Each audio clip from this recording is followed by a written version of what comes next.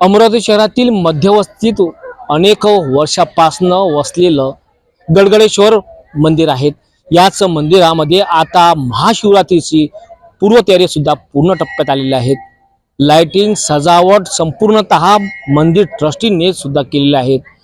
भाविकांची गर्दी साधारणतः वाढलेली आहे। उद्याला संपूर्ण भारत देशात महाशिवरात्रीचा उत्सव साजरा केला जाणार आहे आणि उद्यालाच गडगडेश्वर मंदिरात सुद्धा पहाटेपासून तर रात्रीपर्यंत भाविकांची मोठी गर्दी दर्शनाला उसळणार आहे। अनेक विविध धार्मिक कार्यक्रमांचं आयोजन, अल्पोआहार आणि या ठिकाणी महाप्रसादाचं आयोजन सुद्धा करण्यात आलं आहे।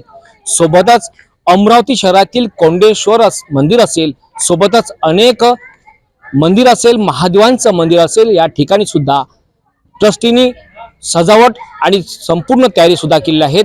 अनेक मंदिरांमध्ये उद्याला महाशिवरात्रीचा उत्सव साजरा केला जाणार आहे। मी गणेश जयस्वाल गडगडेश्वर संस्थेचा सदस्य बोलत आहे। हे गडगडेश्वर महादेव हा एक पुरातन मंदिर आहे। याचा इतिहास अजूनही कोणाला म्हणजे न कळत, म्हणजे कमीत कमी 500 वर्षाचा जुना इतिहास आहे। इथे हे मूर्ती गडगडेश्वर मंदिर असे नाव ठेवण्यात आलेलं आहे। इथं एक म्हणजे एक साधू संत राहत होते, ते त्यांना प्रसाद म्हणून एक गाडग्याचा प्रसाद घेत होते।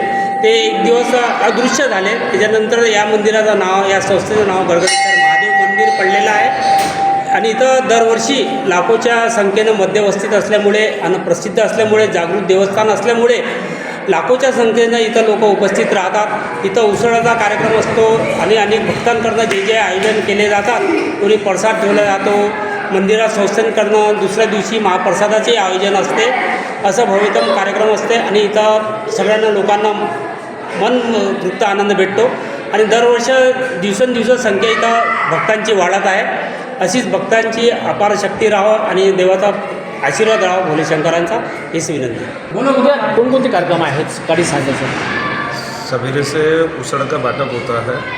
कम से कम 2.5 से 3 लाख पब्लिक का आवागमन रहता है। सुबह 4 बजे से पब्लिक आती है दर्शन के लिए और 12 महीने यहाँ पे रोज़ अभिषेक होता है, रोज़ श्रृंगार आरती। मी डॉक्टर सौ समिधा रमेश वरुडकर गडगडेश्वर मंदिराकडे आलेली आहे आणि या ठिकाणी आपण सनातन संस्थेच्या माध्यमातून ग्रंथ प्रदर्शनी लावणार आहोत। शहरामध्ये आणि शहराबाहेर अशा 15 ठिकाणी आपण ग्रंथ प्रदर्शनी लावणार आहोत। त्यातल्या त्यात दरवर्षी आपण गडगडेश्वर मंदिरात लावत असतो आणि इथे भाविकांची खूप गर्दी असते आणि ग्रंथ प्रदर्शनीला खूप छान प्रतिसाद मिळतो।